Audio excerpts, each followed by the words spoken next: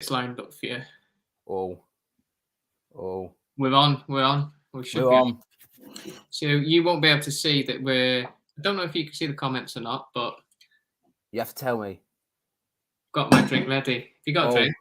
Oh, yeah. What do you want me to Cheers. advertise it now? Well, I've got two. What did you go for? I've gone for Parma Violet. Lovely. Yeah, but I was in two minds. So I've got marshmallow and chocolate. That's horrendous. Yeah. But you've got to drink it in a wine glass. Yeah, that's all right. What was the first one? IPA Parma Violet. Do you know the sweets? Yeah. So if I go for a treat, I've got that one in there. And right. So for anyone that's joining us, for anyone that's watching this back, this is Damian Hall. I booked the wrong Damon. I was gonna say, oh no, the missus got me. Yeah. Help yourself. So I go on quick. There she is. She's got Christmas pajamas on still. Do you know what I was going to say to you? You should have actually just put speaking with a beer with Damo, and everybody would have signed in, going, "Oh yes, Damian Hall." But then, yeah. Nah, mate, you're a big star now. So, so this is Damian Carr. If you didn't know, he is most known for at the minute for running 263 kilometers. That's right, isn't it? Yeah, in 24 hours. About that, weren't it? I work in miles, me. What was it in miles? 163.2. Lovely job. Got to get the 0.2 in. So we're going to get back to that. I'm going to come around to that at some point.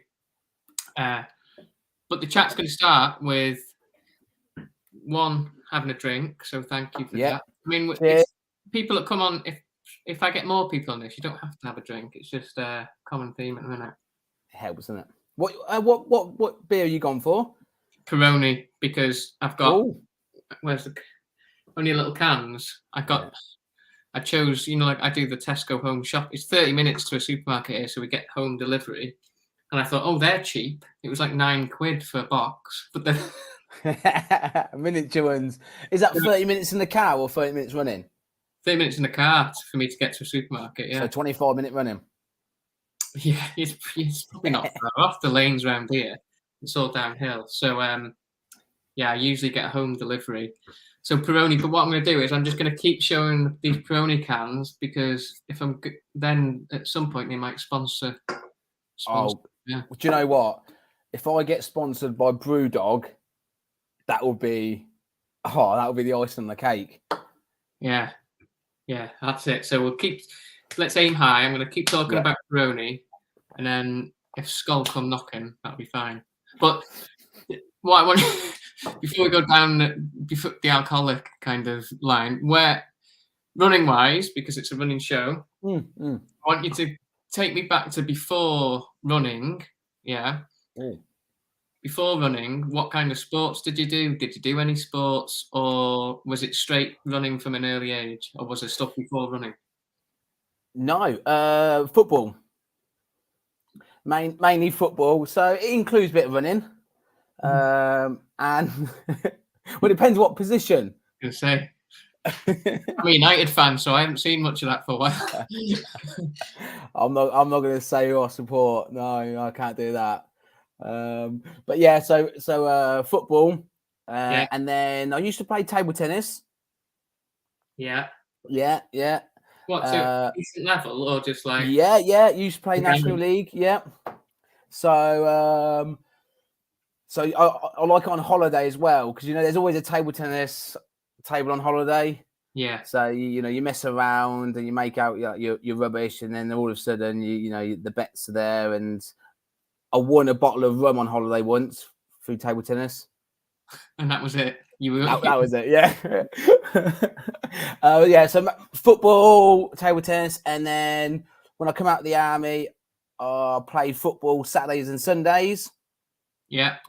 And because I got into my running so much, my mates used to take the piss out of me because I used to run to football, play football, and then run back just to get my long run in.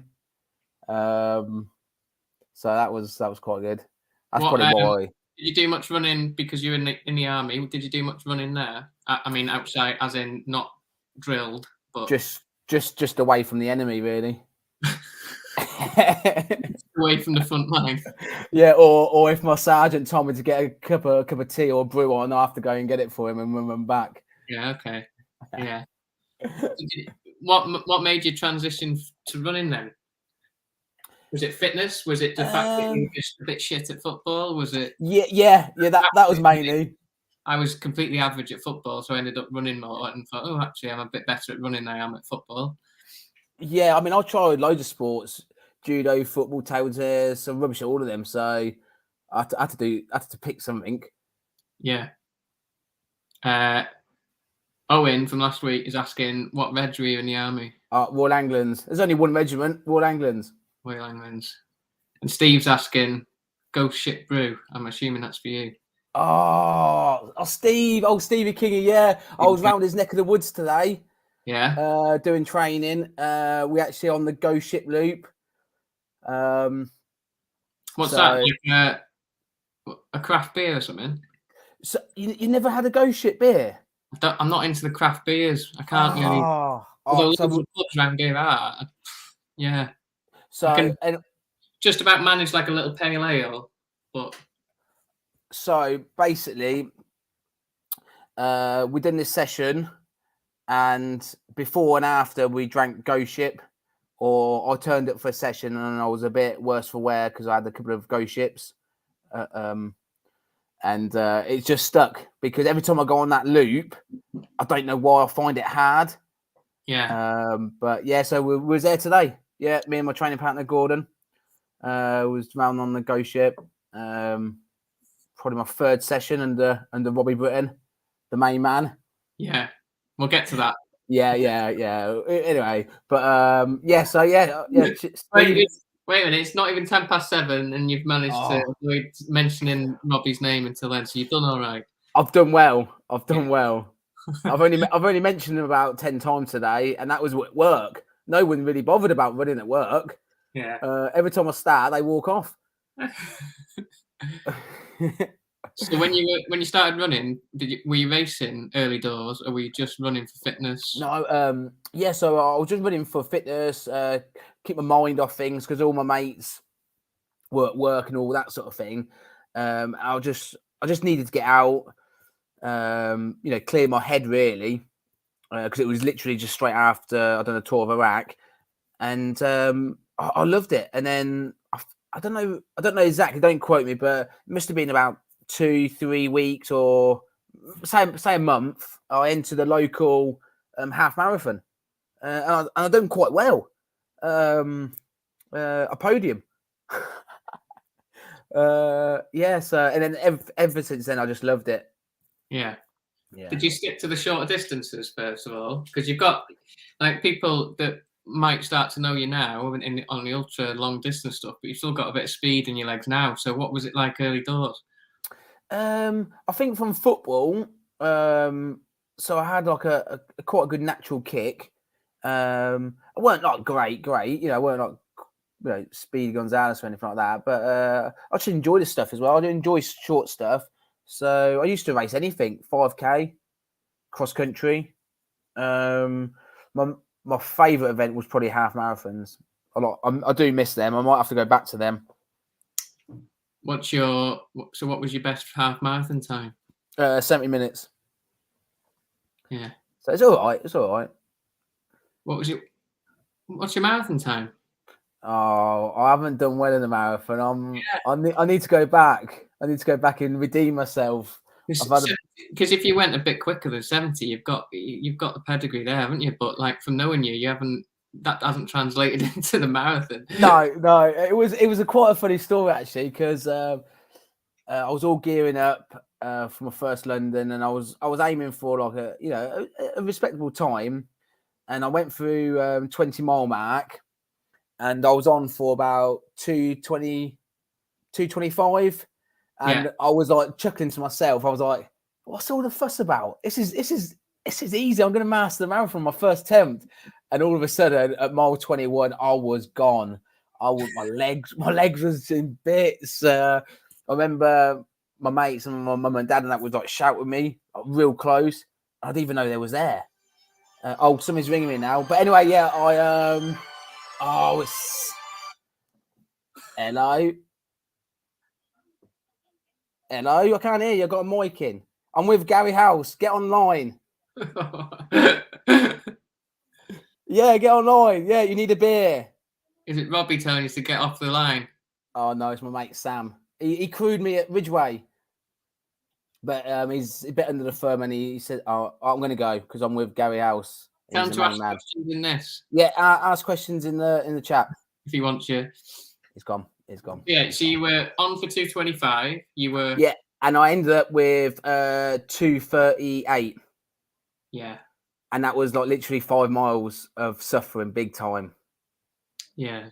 And then and then ever since then, I've used marathons as like leading up to like ultra stuff. Yeah. And just enjoy it. Do you know what? I went back to London and just to just chill, enjoy it, and it was such like so different. Rather than putting pressure on time and that, but I've got to admit, I do want to go back to the marathon. I think I've got unfinished business. What about yourself? Do you like a marathon? What I like about the marathon, what I like about the marathon is obviously it's just like you get out what you put in, and it's a good kind of like the training for it. If you can put a good block together, it's going to be a benefit and all that kind of stuff into ultra running. These days, you've got to have. If you want to get better in ultra running, you've got to have a bit of pace, but a leg turnover, all that's great. It's just that, I've been running 15 years and I've done 4 on the road. 2 was when I didn't know what I was doing. 2 I've done in the last 4 years, and I had to go abroad to do them. It's just I find it really difficult to get through the training because, again, I can run out the back door into the hills, or if I've got like a 10K flat session to do, I'd have to drive 20-30 minutes. So because of the hills and everything, it's not impossible around it. It's just you have to really want to do the marathon. And I've tried it this year. It's lasted about 6 weeks, and then just it was a bit like the weather was all right in January, wasn't it? So I found myself in the hills again. But like you say, if you can commit once you're at like below 2:30, you've really got to put a good block together. And like for me, if I put together one decent block of marathon training, that's okay. But it's only when you maybe put 1 or 2 or 3 together, you'd see a big difference, wouldn't you? I think. Yeah, I find it as well. It's you're fighting on the borderline of getting little niggles and stuff like that as well, which I'm quite good in that. It's the faster stuff that can mess me up a little bit. Like again, like I haven't got a PB like you. Well, it's not far off, but I haven't got the potential of you. Like mine was 2:44, yeah. But for me to put the faster sessions in, I find that really difficult. I'm quite good. Like I can run at that kind of marathon effort for quite a while, but I just find it difficult, mate. Yeah, it is. It's a tough one. It's a tough one. Oh, by the way, do you know what else I got? Welsh cakes. Welsh cakes. I just thought I had to. I had to. So I might be nibbling on them later. So, you do your half marathon, you do well. Yeah. If you're at 70 minutes for a half marathon, most people would think, oh well, I'm going to push on from there. But you kind of didn't, did you? You've gone into trail running to an extent and ultra marathons and stuff like that. And you don't go. A lot of people could kind of race a lot. I don't think you over race or anything like that. I think over the last couple of years, it's moved into 24-hour running, which obviously you can't do every weekend. So what kind of caught your eye in a 24-hour track running? Was it just, again, you kind of threw yourself into it and found you okay at it? Yeah, I think because I wanted to do well with like the marathon and the half marathons, and then I picked up a like Achilles injury, and it took me a good year to even like try and shake it off. And every time I went back to do like the speed work and that to get to where I wanted to, I would just break down. So I was a bit frustrated. So I was just like, just randomly Googling, stuff like that. And then I come up a race, which was a 24-hour challenge off-road. Yeah. And literally I didn't do any more or less anything different training-wise. I just felt like it was like a little festival. And I just run around, and every loop I had to climb over a fence. And after like 10 hours, I was literally just falling over the fence because my hip flexor was gone. I had such a great time though. And I done quite well. I weren't like a superstar or anything, but I done well.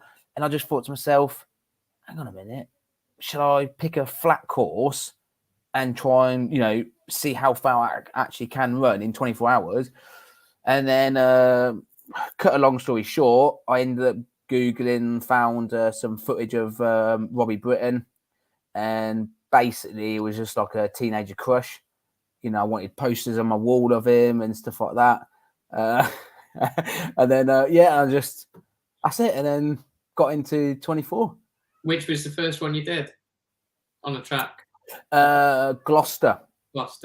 Gloucester, yeah. And do you know what? I had such a great time. Some of the people that I met was just incredible. It really were. And yeah, I would probably do the same like I do to you. I'll try and ring them most weeks. They usually not answer. Sometimes I get a text saying, I can't answer today, Mum, I'm at work. And I'm like, you told me it was your day off. Sunday at 3 a.m. But yeah, Gloucester was my first one, and I played it like I tried to get there like in one piece. Like I didn't do like high mileage. You know me, we've had loads of discussions. I'm not a high mileage person. I should be, and I think I'm going to get there with, starting out. I got, as you know, this year I started new team around me, new coach. So it's really exciting, and I think I've got to do a little bit more what I should and a lot less what I shouldn't of, stuff like this. Yeah. Well, thing is, you've done, because I remember you ran 230 kilometers at Gloucester. 30 something. Yes. 143 miles. Yeah. And I remember speaking to you thinking, so that knows that you've got potential there then, haven't you? So what did you do? Did you do anything differently? Because there was only a year in between the 230k to 260k. Because, like, I'll be honest, like I've ran 220 something k, and the thought of just adding to 260. It's only when you get to that kind of stage you know how difficult that kind of is. You did it on the first attempt. Was it just naivety, throwing everything at it, or was it strength? Was it anything you did differently? I've got to be honest. I was getting a lot of help by John O'Regan. Yeah. So he's another guy who just knows his stuff. And I've got to be honest, I didn't think I'll get the massive jump that I did because I didn't really tweak too much. I just believed in myself a little bit more. Yeah. I just, for me, again, I wanted to get to the start line with no niggles. For me, that's the key. So like, I could have ramped up the mileage. I could have done more extra stuff. I just played it safe. So that's where now I'm thinking, if I take it to the next level under Robbie and under, Team Hour 7, I think there's even more to give. I'm not being, you know. Well, if you value being like niggle free and healthy on the start line, but you're not sure how to push your training, then you will stay doing what you do. Now, like if you've got the backing of some experts and stuff, they'll give you the confidence to go out and do more probably. And it might not be that it's like doubling mileage or anything. It's like a bit more specific, tightening things up. And because like what I love about your running, because I don't answer the phone to everyone, but I like speaking to you because before these races and after, it's like you're quite relaxed about it beforehand, even on the start line and through it. But like at the end of the race, like some of your photos, you're flat out, like gone, everything, you've given everything. Yeah. So although you're relaxed about it at the start and that's, I think that's a good thing because we've talked about the competitiveness of it in like the first couple of hours and people trying to get like playing tactics with you and you're not interested. So do you think you'll carry that through and it'll be the training that changes? Because that's got to be, you've got to think going into the next one, that's got to be a big advantage because just having that nervous energy or just wasting energy on all that stuff in a 24-hour mustn't be great, I imagine. Yeah. I mean, I can't change myself. I mean, you know, I'm born a plonker. I'm always going to be a plonker. So you know, changing that, I won't be able to. I'm just hoping that, you know, Robbie and Team Hour 7 are just going to tweak my training, guide me. I mean, I've done a session today and it was just, you know, I never thought of it like in that way. And yeah, I felt good. I felt strong. And it's, you know, it's only in my second week of training really, but it's given me a good confidence, more structure behind me. So yeah, it is, you know, very exciting. I just, yeah, I like to, you know the people that I'm racing against as well. You know, like on the track, I do talk a lot. You know, and they're probably, you know, thinking, oh, Jesus Christ, not him again. And that's why I think I'll pick a track race because they can't get away from me. Yeah. You know, I'm gonna see them. Yeah. Yeah. No. When you're, the other thing is, like, there must be another 10K on top of that at least due to your costume changes. You run 260K, but you must have about 5 different outfits in that 24 hours. Is that just the amount of sponsors that you have, or the amount of? No, it's the opposite. It's the sponsor that I want to get. Yeah. So I think the next race I might be just running around with like these on my head with like straws. Just put all your eggs in one basket, mate. Yeah, but yeah. So Right, no, it's I do change a lot. I think that's where I think that was another thing as well from Gloucester to Crawley. I did change a little bit less. So yeah. Yeah. Right. You've name dropped them enough now. So I'll Yeah. a little bit later on. But talk to me about Team Hour 7, the new team that you're involved with. Yeah, as much as you know, or as much as they've told you, and like Robbie and everything like that. So I know a bit about it, but fill us in about what Team Hour 7 is now. Yeah, I mean, like you just said there, I don't know much. I don't know much about life, to be fair. I mean, it took me a little while to get the laptop sorted. I had to get my missus to sort it all out. Most slightly. And with the earpiece, I was talking as a mic, but it wasn't. It was the earpiece. But no, Team Hour 7, yeah. So it's well, what can I say? All it is managers behind it are absolutely top of their games themselves. They know their stuff. The athletes involved, they've got a mixture. You know, you got Rob Sinclair, who's a mountain runner. You know, you got Sam and me. You got so many, and hopefully we'll all chip in and we'll learn from each other. It's just a good support network. Yeah. And I'm so excited. I didn't really. I've got to be honest. As soon as I knew that Mike was setting it up and Robbie would be on it, and I just said, "Yeah, sign me up." it's nice to have, like when you're an ultra runner or something like that. I imagine it's quite nice to be part of a team or be invited to be part of a team. Yeah, and even more so, like you say, there's a mix of athletes in it, male, female, different kind of types of terrain, all that kind of stuff. And then you've got the team in the background that I assume are going to support you basically, like you say, yeah, and that extra little bit of accountability. It's good, it's quite good to see. I know people have tried it in the past, so hopefully it takes off and it sees the success that it probably deserves, because it takes someone to kind of put themselves out there and build a team like that, really. Oh God, yeah. And also as well, that means I've got more people now to ring.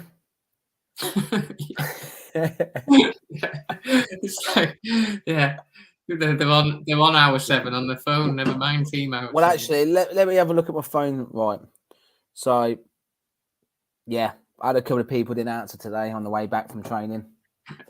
They know who they are. They know, and I'll ring them later. You know what you're on my phone under, has it? Oh God, what is it? Let's look at it now. Look. Go on. Where's the camera? Can you see? Okay. Do you know what? Damo not all. I'm surprised Damo Hall's not on here. It's past time, I imagine, mate. He's a serious athlete. He'd be drinking his tea, wouldn't he? He wouldn't be drinking stuff like that. Yeah. But if he is listening, do you reckon he'll let me, maybe crash at his house one night so we go for a run together, like you promised me? I'm sure he will. You might have to sleep in the car outside. That's fine. Part of training, isn't it? So when are we gonna have a night out anyway? In Wales. This is my programme. I've asked about 2 questions that I was meant to ask you. Yeah. It's not a social call. We'll get to that at the end when everyone's dropped off. Oh, sorry. Outside of running, yeah, I get phone calls and it'll be either 90s dance music, some kind of weird kind of techno or something like this, yeah. So you're obviously like the same kind of era and all that kind of stuff. You got your little lad as well. Yeah. Got army to work, all that kind of stuff, yeah. Have you got hobbies outside of running? And this isn't meant to call you out, yeah, but people ask me this quite a lot, as in other interests outside of running, because I'm always interested in, because I'm on social media quite a little bit, or it seems like I am, but my social media isn't all running, yeah, because I like sports, golf, and all this kind of stuff. Got other interests, music. What is outside of running for you? That's a good question. Do you know what? Because I just love anything. So like, if one of my mates rings me up, actually, I think that's what Sam was ringing me up. He wants me to play golf. He knows I'm useless at golf. I'm rubbish at golf, but I'll play it. Same, yeah. But no, hobbies. Would you believe, actually, I'm not really into music. No. I can tell that by the ones that I get in WhatsApp. Yeah. So I usually just save the music for the nighttime stage in a 24-hour. That's it, really. Yeah. And either in the car and stuff like that. But when I'm usually out running, training, stuff like that, no music. Yeah. Hobbies. I love spending time, obviously, with my little boy. Anything, really. We'll do anything. Tennis. I like outdoors. I love camping. Yeah. Anything. Yeah, you name it, I'll be there. Go karting, spa. I love a bit of spa. So Mrs. goes spa and stuff like that. Co-op. What? Co-op. What, shopping? No, I don't like shopping. No, I don't like shopping. Yeah. I'm a shopper that when if I go, I'll spend probably stupid amount of money because I just see things. I just go, yeah, I'll pick that, and throw it in. So one meal would cost me like 40 quid. I said, I might as well go out to a nice fancy restaurant. What does your little lad think about the running? Does he get it? He's a bit like me, really. He's in the world of his own. Then yeah. He hasn't got a clue what day it is like me. So no. I took him to a park run. Yeah. Not a kids one. I took him to the full 5K park run. I think he was 3 at the time. Yeah. And we started off good, and then he just wanted to run a different direction to the play area, and it was disaster. But no, he's very active as well. He loves it. He's got so much energy. He wakes up in the morning early as well. He's an early bird like me. Yeah. But yeah, what was your question? What do I do outside? Yeah, I like anything. Yeah, I like chilling out, watching movies. Would you believe? I'm very active, and I've got I'm always on the go and stuff like that. But you can't be a good Netflix and chill. I'm quite like that because I'll do a lot of running and stuff. I'm out, and then when I'm not out, if I'm outside doing the work on the laptop, then quite often I'm just horizontal on the sofa watching Netflix or any kind of sport on TV. Like it's not even an energy thing. It's just do you watch darts? Did I see that once? Yeah. Do you know what? Don't get me wrong. Like only at Christmas, like World Championships, basically. Yeah, because I watched my first darts match at my new girlfriend's auntie. So I just sat there being polite at first, but I actually got into it. Yeah, I think I did. I got into it. It's the crowd and everything. The darts. I love being in crowds like that. Like at football, like old kind of football and all that kind of stuff. I love being part of the crowd. So when you watch it on telly, you can properly get into it. It's madness. It's like they're playing what is meant to be like high level sport in front of like 50 stag doos, kind of essentially. It's madness and it's all on Sky TV. But we'll have to go. Me, you, Robbie Britton. Yeah, Daz and Bone. Yeah. That'd be a night out, wouldn't it? Yeah. Let's get back. Did I mention? Did I mention Robbie Britton? No. I'm gonna. He's gonna drop me in next week. Oh yeah, he'll have to change his number within. Imagine. Oh, I've done well. I've only rang him about 3 voice notes today. This year, going back onto running. This year, what have you got lined up? So this year, I'm still more or less debating my schedule with Robbie and Team Hour 7. But I think I'm going to do little races towards the summer, and then in the summer we're going to have a massive training block. I'm hoping to get out somewhere, training either high altitude or in the heat, just to focus and stuff like that. Hoping, fingers crossed, praying to God. So if there's any GB selectors out there, please pick me for the Europeans in September. So what was it? Third best of UK all time? Third or fourth? I think third or fourth, something like that. Yeah. They've got to pick you now, haven't they? Wow. You never know. It's like but it's like Mo Farah. He didn't get picked, did he, for the Olympics? Bit different, yeah. Yeah, because he's actually good. Well, no, he didn't qualify. Yeah, it's true. Yeah. Plus, his coach wasn't one of the selectors. Yeah. That must help. Do you know what I was going to ask actually? Yeah. When are you doing the spine race? I'm not into the spine, mate. Really? Because I do want to watch you do that. Why? No, every time it's on, every January, I watch it and I get a little bit excited and I like the footage and like I know Chris who's taken over as like part owner now and stuff like this. He's beyond the ultimate, so they do the multi-stage races and stuff. And he said he'd do it if I do it, and I was kind of getting a bit excited by it.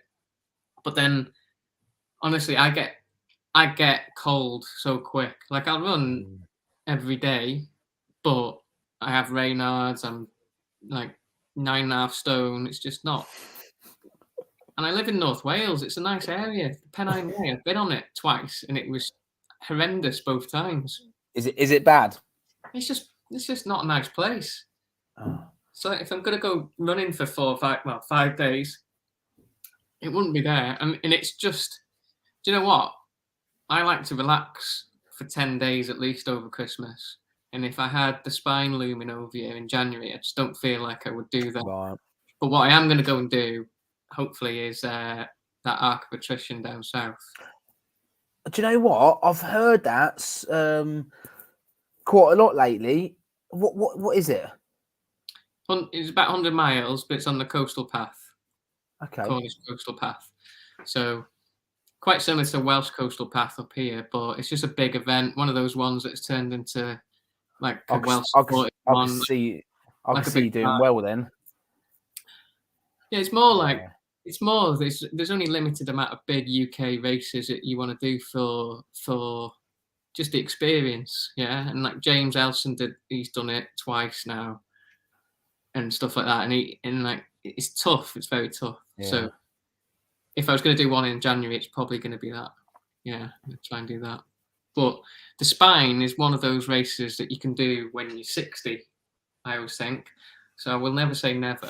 Just it's like a survival race, isn't it? It's an adventure race. It's not a running race. Unless if it was in like a nice sunny place, that might be all right.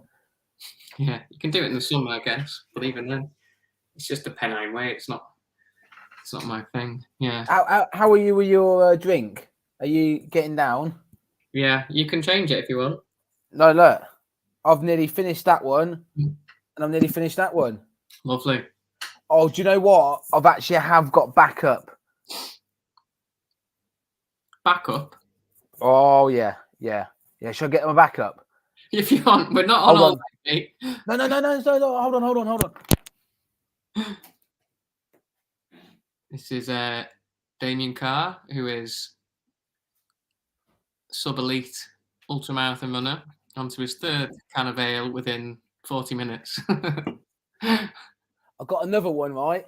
But it's got, can you see it? It's got guava. What's guava? Guava. Oh, that's it. Yeah, that's that. So, yeah. In that, like, in energy stuff, like sports nutrition. I think so. I think the alcohol might negate it. But I did read an article. One of the top women, 24-hour. She has beer, IPA. Is this Yeah. So in both my track races, I actually had IPA beer. Yeah. Yeah, I did. Yeah. In the Gloucester and Crawley. Is this in the Team Hour 7 handbook? I probably signed a contract that I'm not allowed to drink while taking part in physical exercise. Yeah. But I don't know. But they've actually, which is good about Team Hour 7, they've got so many like doctors, psychologists, all that on board. So I'll run it through them. I would check them before you start necking pints of guava. Have you heard that before though about beer or something? Yeah, well, it's the same runner, Camille's. Like once she was famous for eating like a taco or something later on in a track race, and everyone puts it. And well, no, the headline was that Camille eats tacos, kind of thing. That must be why she's so amazing. But yeah, it's more to do with the 100-mile weeks for 10 years, I think. Yeah, probably. Yeah. Well, no one on about me when I raced in India. They didn't say about eating chicken tikka masala, did they? No, it's not as big a story, mate. It isn't, is it? No. Man in India eats chicken tikka. Isn't a big headline. But the thing is, honestly, that race was crazy. Go on, tell us about that, because that was on my list. So off the back, running your big distance, you got invited to run in India, which was that's great, yeah. So you wouldn't have been able to run in India, been invited if you weren't a runner. So tell us about that. Yeah, so I just got invited. Everything was paid for. So of course, me being me, I was like, it's a no-brainer. Yeah. You know, and then I thought to myself, hang on a minute, I've had about a month off training. I didn't do hardly any running. I was away with the army on a training course, and we did very little running then. And I was like, I'm in bad shape, really. I mean, I was strong because I've done a lot of like, you know, like tabbing with my Bergen and my webbing and all that with the army and that. So I was strong, but I didn't feel like a runner. Anyway, so I got invited to a race in India. I didn't really want to do another 24-hour race. Ideally, I didn't at all because they just mess you up. They mess your insides up, everything like that. So I weren't keen, but all I saw was, you know, a holiday. A holiday, yeah. Yeah, and would you believe it? They actually invited my friend out to crew me. I would believe it because you asked them, didn't you? Yeah. so yeah, we went over. We had a fantastic time, and I was so lucky. I was so jammy. Even the organisers, when I was at the airport, there was like, Damian, this is your driver. This is his WhatsApp number. I had my own driver. Yeah. Right, and they said to me, oh, you know, use him, go down to the shops, go to the restaurant. You know, I know you guys like to eat certain foods before your big day, before your big race. You know, sort all that out. And do you know what I got him to do? Drive me 6 hours to the Taj Mahal. 6 hours? Yeah. He agreed. It was brilliant. I couldn't go to India without going there, could I? Wonder of the world. That's how long it took you to get to there. Yeah. I think it was roughly meant to be about 5.5, but because of traffic and he wanted to stop and stuff like that. And I couldn't really say no to him, could I? Because he was driving. And he went down the motorway the wrong way. They do anything there. If anybody on here listening, if there's anybody listening, you sure it was the wrong way, or no? You know when you go off the motorway, he missed the turning. He missed to go off it, so he just went literally round and back down. Yeah, crazy. But anyway, so I raced out there. It was absolutely amazing. The atmosphere was just out of this world. The support out there, I didn't really understand how big ultra running was out there. I think it's getting more and more, and they were so excited. They was giving me high fives, everything. Yeah, it was great. Did you win? Yeah. I couldn't believe it. Yeah. I think the heat got to a lot of them. So all the big names, all the big guns on paper, I think they just couldn't be bothered. So that's why I won, really. Yeah. Oh, do you want me to show you? Yeah. Hold on.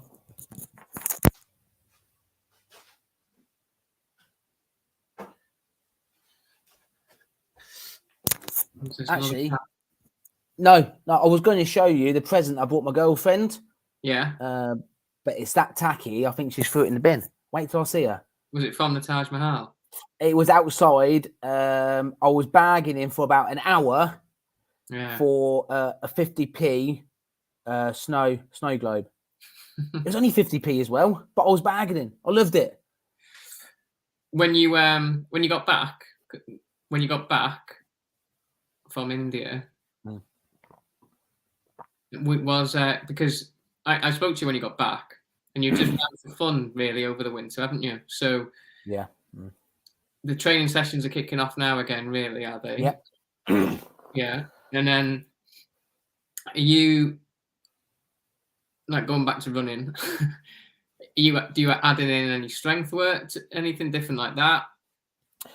So the strength work that I've done in the past was literally just raw stuff. So I'll go in my garden, I'll do burpees until I can't do any more. You know, I'll do press ups, swimming, you know, anything really. But now, what garden have you got? What? Swimming in the back garden. Oh no, not swimming in the back garden. No. I mean swimming at work. No. But I was just doing random stuff. Yeah, just I just thought as long as I got a sweat going and I couldn't do anything more, my arms and that was burning, I'll do all right. But now again, I need to take it a little bit more seriously, and Rob is going to introduce some strength work and bits and pieces like that. So I'm looking forward to that. Yeah, good. Well, because with military background and all that kind of stuff. Yeah, how long were you in the first time? So just over 4 years. 4 years, and you were what? 1 or 2 tours in that time, or Just one. just One. Oh, yeah, one was enough. was that it? One was enough, and you yeah. I'll blame Tony Blair. We'll get cancelled. Oh yeah. We'll get took off. But the military, whenever I train military lads, it's quite good, yeah, because they've got a good mixture of discipline. They've had discipline in the past. Whether they've got it now is different, yeah. But it's quite easy if you get it right. It's good. You can get them back to that. So discipline is important to them, and routine and stuff like this. But also they've also known how to kind of work hard, yeah.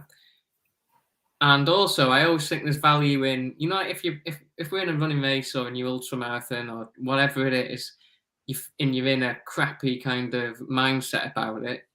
I always think anyone, military or not, they'll have been through worse. Yeah, the military guys, especially, or forces and things like that, they do seem to be able to just, and sometimes it's not always a good thing. They push through stuff. Yeah.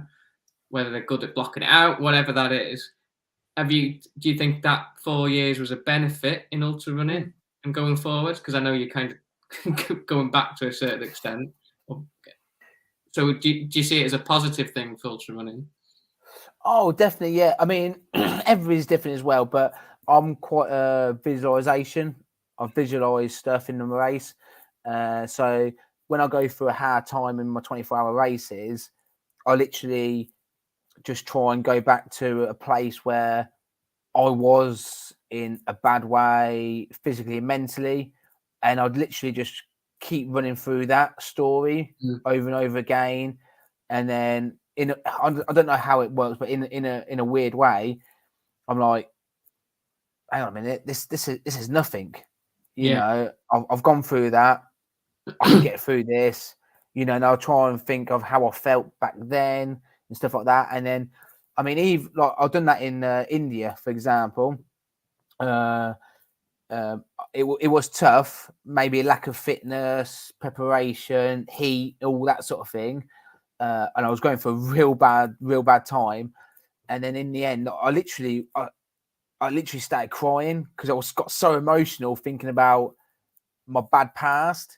Yeah. And then all of a sudden, I had a new lease of life. My mate Adayon, who was crewing me, he passed me my phone, and I listened to a voice note from my girlfriend, and that perked me up and stuff like that. And I'm quite an emotional person, and that helps me through it. So in a weird way as well, I like to be uncomfortable. Yeah. So I try to make myself uncomfortable. I remember leading up to India, because I had my lack of, I wouldn't do this all the while, but one of my training was I cram loads of food in myself. Yeah. And then go out feeling real uncomfortable, because I thought to myself, if I go to India and I'm eating a chicken tikka masala the night before, I'm in a race, I'm going to be feeling sick and that. So it sounds crazy, but yeah. I remember doing like a 6 mile tempo, and literally I had waffles, I think chicken fajitas in the morning. I was just eating it. And then I was running, and I was and then I thought to myself, hang on a minute, I actually ran quite well with all this in my stomach. So then in my head, I've got a bit of confidence. So when I was in India, I thought, no matter what they give me, I could do all right. But I was fine. They didn't give me any dodgy stuff out there. No, that's interesting, because I do this talk sometimes. It depends where, the odd time that I've been asked to talk, but I did one up in Scotland, and I thought I'm going to do it a little bit different this time. And it was literally about because it was on day 3 of like a multi-day race in Scotland, and they were so everyone's obviously tired and a bit emotional, and they want to finish and stuff like this. And the next day was the last day, and it's more, and it was. I tried to link the story a bit like what you said is, listen, it's you're going for a long run, and it's kind of. It doesn't really matter what you do in running world, that you'll have been through something in the real world, say, that's tested you more, and you got through it. So you can kind of, although it might sound a bit kind of, it's not like the usual motivational talk. People should take motivation from that. I think sometimes, like you said, it's like you can link it back to that, and yeah, it might be a bit emotional, but that's what will get you through, really. That's like real world, then, isn't it? It's good. It's interesting and that, and I mean, I'm sure there's a logic behind it, but to me, it's like you say, you're quite visual, and you're obviously quite practical, because you've like, it sounds a bit like it's almost that crazy, that kind of thing that you do. It's like that crazy that it probably would work if you're shoving waffles and chicken fingers down your mouth and then go for a run. Like, you're not going to read that in any textbook, in any kind of training advice book.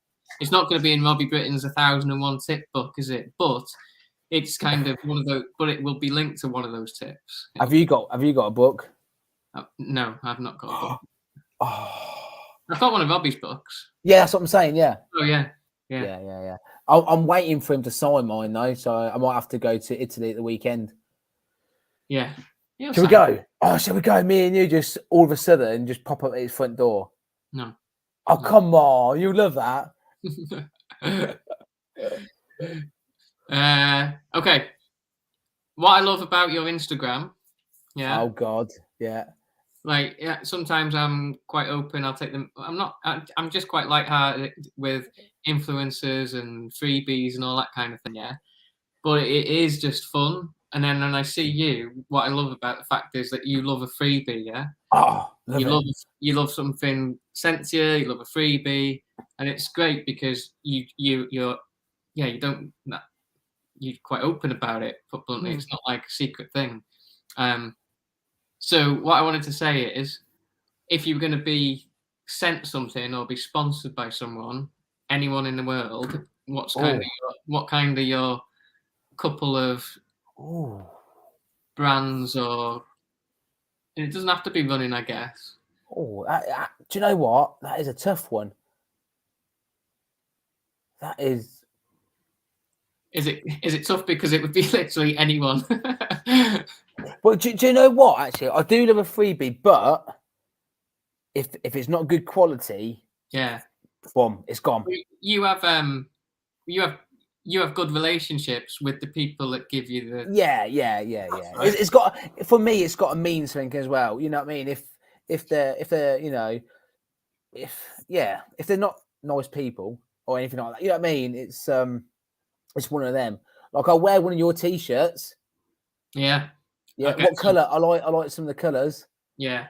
I haven't got them yet. Yeah. Oh, these hoodies cost me too much. I need to sell all the hoodies and then I'll get a t-shirt too. Yeah. Oh, yeah. With the if no one orders a t-shirt, I'll have a t-shirt.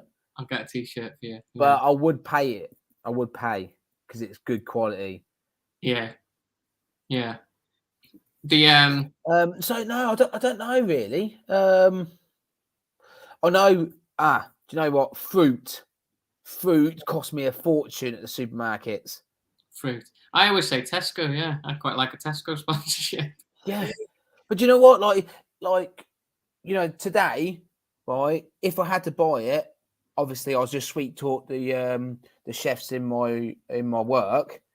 Like oats, berries, natural yogurt and honey and all that sort of thing.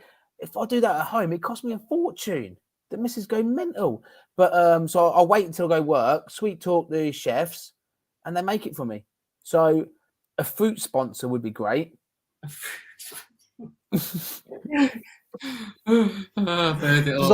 Like bananas, coconuts, yay!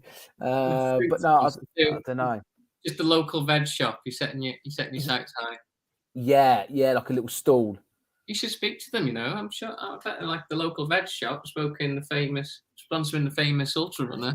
I don't. It's a bit of a change of subject, but like Uber Eats and Deliveroo and stuff like that.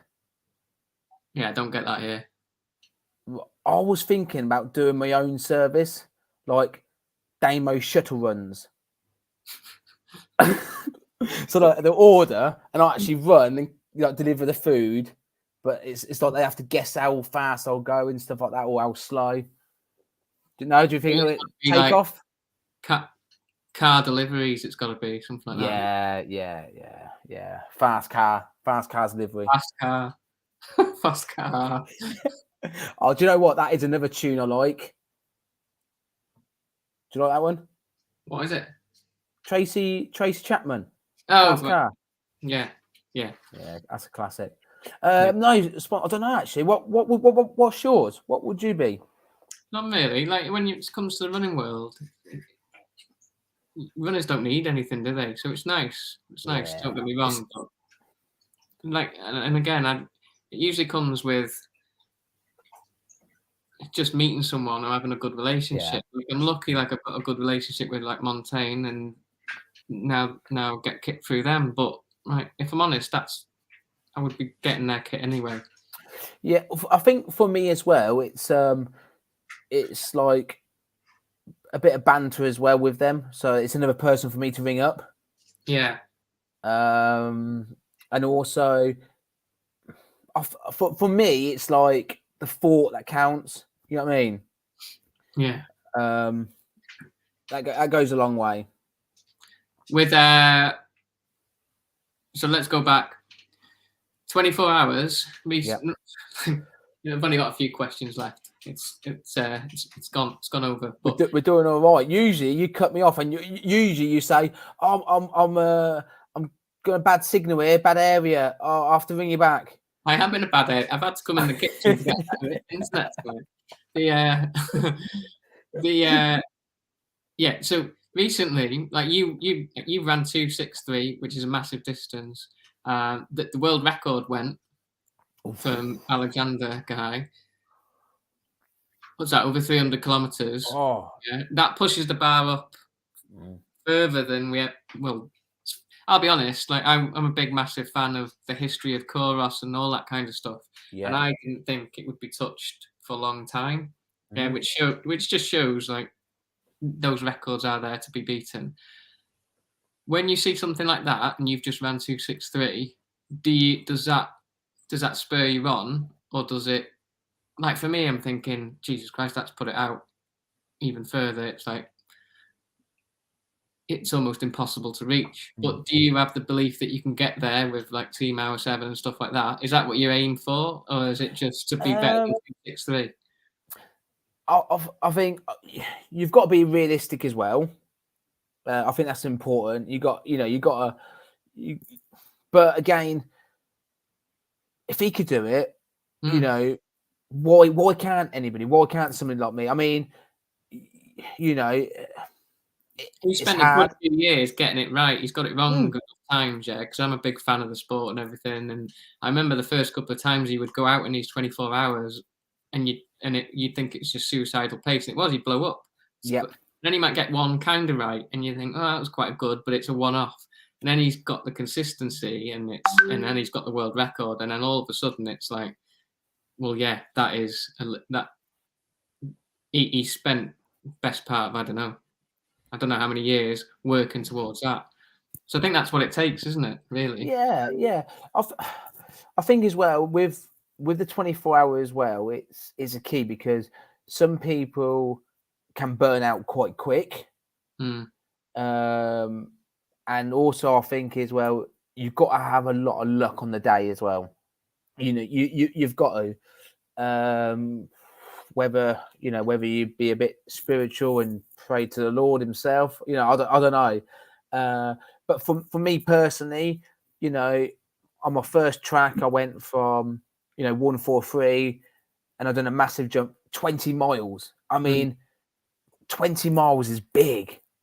And then, is that my limit? Was that a one-off? I don't know. So there's a lot of pressure on Robbie. So no, all jokes aside, no. I love the challenge. I'm going to just do what I can. If that's, you know, X, it's Y. Now I'm not too worried what people do. I love seeing people, you know, do extraordinary things. So I love seeing that Sora can beat the world record. You know, it's great. But yeah, who knows? It's exciting. And do you want to get in the mountains a bit more again? Oh, the thing is with me, like I love the mountains. I love it. I love being outside. I love doing anything, but I'm no good at it. Yeah. No good whatsoever. You know, I struggle in like, you know, over road humps. So, but no, I do need to get better. I think the only way of getting better is go out and do it. Yeah. That's the crazy thing I think about running and ultra running. There's so many sports within a sport. Yeah. But it's all kind of lumped in together, isn't it? It's like 24 hour on the track has got no real. Well, it's got no relation. But I think sometimes when you say you're an ultra runner, you expect it to be good at 50k on the road and also like 100 miles in the mountains, or expect to be able to do them all or be good at them all. And sometimes it takes a period of specialization if you want to do well at the thing. Sometimes, like, I'm guilty of it. Lots of people I coach are guilty of it. I know that, but then you've got to balance off the fact that the stuff that you want to enjoy doing as well. You could spend 5 years specializing at one thing and not enjoy it as well. I think that's what I mean. Like, as a race I do like most years, and that's like, well, I'll call it the mountains. It's not really that mountainous, but for me, it's so different. Like in the first 5 minutes, my calves are burning. You know, but I just enjoy it. You know, I think that's the beauty of ultra running in the community. Doesn't matter how good you are. Everybody does the same course. Everybody's in the same boat. You just want to do the best you know you personally you can. It's all like personal battles at the end of the day, and it's good to see, you know. And afterwards, all, you know, something in common. A lot of ultra runners like the old you know, beer afterwards. And 24-hour running, you've got your support crew usually, haven't you? Oh yeah. I know, like, you enjoy that kind of side of things. I love it. I enjoy that too. How much does that matter, having a support crew with you? Are they there like as a strict, to give you strict kind of fueling at certain stages? Are they literally just there to be a cheerleader and bounce off you? Oh, that's a good sight actually. I could just picture my mate Dale in India in a cheerleader suit. Oh, do you know what I might do actually? Obviously, because my girlfriend, she's never crewed me. Yeah. She's really looking forward to it. I might actually say to her, "You have to come in like pom poms," and so I'm going to do that. So if you see her, yeah, just ignore her. But no, all jokes aside, I think that's the main aspect. A lot of it is, yeah, I need this, but I think somebody along the journey with you, have a laugh, is so much important. Yeah. I remember actually at Crawley, they was dishing out, you know, little takeaway like plates and that for runners, like pasta and stuff like that. So you go around and give out the food. I was taking them. I weren't planning to eat it. I was delivering it to people, you know, other crews and that. You know, I was just have a laugh and that. You know, brings everybody together, and it's puts a lot of stress, you know, and the pressure on it as well. I mean, inside, you know, a lot of people think I'm just joking around and that, but inside, I put a lot of pressure on myself. I do, because I want to do well, but it's just I'm an idiot and I like to mess around. But yeah, crew is very important. I usually have the same mates crewing it and that, so it's good. And what have you ever crewed yourself yet? As in, have you been part of the crew? Oh, I have actually, yeah, and it's quite exciting. I didn't think I would enjoy it. Yeah. And there is a story behind this one as well. All right, so I was crewing my mate, Jason. and so me and my other mate as well. My other mate was driving, Trev, so we was going different locations. And so at the first checkpoint, we said we'll be there with your drink, and it's another good product, Mountain Fuel. So anyway, yeah. So I was having his Mountain Fuel ready for him and take it. And do you know what? I realised I knew a couple of other people in the same race. Yeah. So I was giving them his drink. So when he come round, eventually, he only had about that much. he wasn't happy at all. He wasn't happy at all, but it was quite funny, yeah. So yeah, I don't really crew too much, but when I do, it's a good way of learning as well about yourself in a race because you see it from a different angle. Yeah. It's really good. I think you can learn a lot from crewing, and from being on even like on checkpoints on races, and I've been pacing people on these rounds and stuff like that.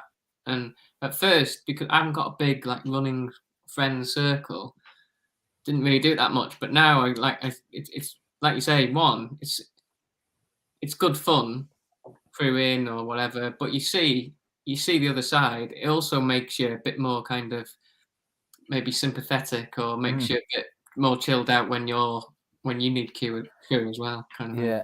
And you just appreciate it more, I think. Yeah. And you're thinking, wow, that was only, I've only crewed people for like 25k, 50k and stuff like that. But yeah, for crewing somebody like my mates have crewed me and that, for 24 hours, it's like, wow, and so in India, when my mate crewed me, I treated him afterwards to a tattoo. What, of your face? That wouldn't be a treat. No, it was some weird pattern. I don't know, but in India. Yeah, brave man. Yeah, good on him. Yeah, he loves it. But no, I mean that's me. Like my other mate, when he crewed me, I treated him to a steak meal, and we had that at breakfast time. But no, I think it's great fun. I dread to think what my missus would want after she does that. She'll probably want like a new handbag, new watch, I don't know. Mate, if she gets through 24 hours crewing you, then, well, one, you've done very well. Two, then you owe a lifetime of like cleaning everything, whatever it is. Yeah. Well, I'm in the doghouse anyway at the moment because I left the freezer open, everything defrosted. Yeah, I've done that. Yeah. If you're gonna run a race and it wasn't a 24-hour race, yeah, which kind of race would you want to do? Any race in the world? It's got to be Western States. Yeah. Only because like the hype behind it as well. Yeah. And also it's another chance for me to see that like the big boys and get their autograph and What about something like Spartathlon? Oh yes. Yeah. Oh, actually, one of my good friends, Daz and Bone. Yeah. They're gonna get me a slot. So and also apparently they're gonna pay for me as well. So what? Yeah, honestly, yeah. So if they're listening, and if anybody's listening, yeah, obviously follow Gary House and all that, but Daz and Bone, follow them because they were so kind. They're gonna sort me out with Spartathlon. When is it again? What time of year? September? I think it's September. Yeah, so I won't. Well, hopefully I won't be able to do it this year. Maybe next year. Yeah. Again, as a fan, I'd love to see you go and do something like Spartathlon. Really? But Spartathlon, that's gritty. It's like when Dan Lawson did it. That's exciting. I think it'd be exciting to see you do it as well. Oh yeah, but he's a legend. He is. He's like the god of ultra running. Yeah, but I mean, that's the kind of race I think that would really suit you. Plus, I can just imagine the convoy of like of taxis following you. Yeah. Well, is there a high possibility of getting lost? Don't think so. I Oh, mean, you're gonna go up. thank God. I mean, yeah, Daz and Bone will know more than me. I mean, I spent a few years following it, and I was gonna go and do it, and then I kind of fell out of love with the road, really. But there's one big hill in it, so you'd have to learn how to run up a hill. Is that like the mountain area? Yeah, it's not Yeah, I crazy. know. What's that? It's not crazy, but yeah, yeah, it's exciting that race. Just with, like you say, the whole tradition of some of those old ones, like Yeah, because you at the end you've got the statue, ain't you, and that, and then everybody kisses it. yeah, you need to kiss a statue of Robbie at the end. Oh There's a God! cardboard But cut out of Robbie at the end of a race. That's what we need. the thing is, at the moment, I think I'll have to get like a little photo of Robbie and just put it in my wallet. So wherever I go, I'll just like, open it out, and he's there. He's there. Can you actually believe I'm actually getting coached by him? Yeah, I can't. yeah. I might have to just send him a little voice note later. Just a little bedtime treat. Yeah, I love you, Robbie. I love you. Right, if you got anything else you want to talk about, mate, because I'm going to have to wrap this up in a minute. When am I coming round? You can come round anytime. Oh, Anytime. yes. Yeah. You've got to do a bit of hill running, though. Yeah, I'll take Just a little bit. Just a little bit. No, yeah. And in return, I'll do one of your sessions. Oh, you'll be fine with that. You'll nail it anyway. So, yeah, you're welcome up here anytime, mate. Yeah. No, that's great. That's great. I'm looking forward to that because I was going to go to the running show because you was doing a talk there, weren't you? Yeah. But where was I? I was out when I was out with team Hour 7. Yeah, you were on your photo shoot. Yeah. So with Team Hour 7, I know I was going to wrap this up, but yeah, like, are you doing some training weekends together, or is it quite? Yeah, that's the plan. We've got one actually next month, but I'm missing it. Yeah, because I'm away with the army, which I'm absolutely gutted about. Yeah,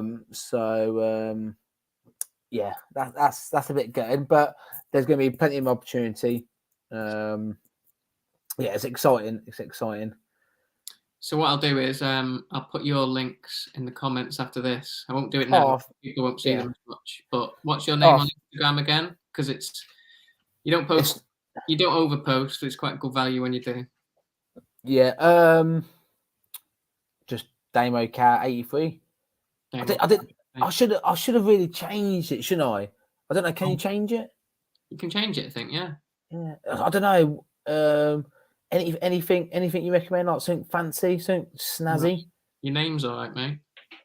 You want to be known by your name, don't you? Not by like ultra beard 24/7 vegan guy or whatever. Yeah, vegan. I'm not against those guys, but yeah, like just put like you. But saying that, some vegan foods are nice. Yeah, I know. Yeah. What's he doing at the moment? Anyway, has he got any mad crazy things at the moment? I don't know. I know he's planning to do the UTS 165. I think he's told people about that. Yeah. Which is obviously a massive event in Snowdonia, so that'd be good. Should be competitive this year. What is it? That UTS. 165. Yeah, kilometers that is. 100 miles ish. Yeah, but is that not crib gooch? No, don't go over that. Oh God! Honestly, big enough though. That nearly ruined me. I remember you into me. I had to turn back. Yeah, we went the wrong direction. Yeah, you tried to come down it. Yeah, well, kind of. Oh, honestly, I was scared to death. Yeah, it's not good that way. Yeah. I flagged the Sky Race up there. I was collecting Sky Race flags, so I had to go that way to about halfway to collect the flags. Well, I didn't have to, but it was just quicker. And it's not great going that way. Yeah. Honestly, I've never experienced anything like it. When you come up next time, if it's nice weather, I'll take you over the proper way, and we'll do we'll do the horseshoe that way. Do you know what? I don't think I fancy it. Oh God, no, it's bad. It's bad. Right, mate. What you got plans for tomorrow? Tomorrow, well, we got told halfway through the afternoon that the kids' school is not opening, so the kids are at home. So I've got to, well, I've got to look after them for a little bit, I guess. Yeah, I've just got work, and it'll be too windy to run here, I imagine. So I'm probably going to sit on the bike in the garage. Yeah, Good stuff. Good stuff. Yeah. I'm going cinema. Oh yeah. Yeah, Mrs. the girls, my little boy. Nice. What are you going to watch? Yeah, Leave this till after the chat, but I don't know. I'm just yeah. I just turn up. Yeah. I fall asleep in the cinema these days. I take one of the kids, turn the phone off, and just have a nap for 2 hours. Do you know what? I fell asleep once in the cinema, and that was Gangs of New York. Yeah. Yeah. Good film, that though. I fell asleep in James Bond. Not the last one, the one before. We're a nightmare. So if I do come over and visit you, we're not going to cinema, no? Don't need to. I've got a big telly now, mate. Oh, good. Yes, good stuff. Good stuff. I like it. Yeah. I like it. Right, I'm going to wrap it up, mate. Okay. Thanks for coming on, Damo. No, brilliant. What I'm going to do is, next time you actually do a race, I'm going to get you back on to talk about it, hopefully. And you can give us an update on how Team Hour 7 is doing. Yeah, that'd be good. Yeah, no, thanks for having me on. Yeah, good luck, mate. Yeah, thank you very much. How do I get off this? What do I press? Just wait there. I'll cut it off.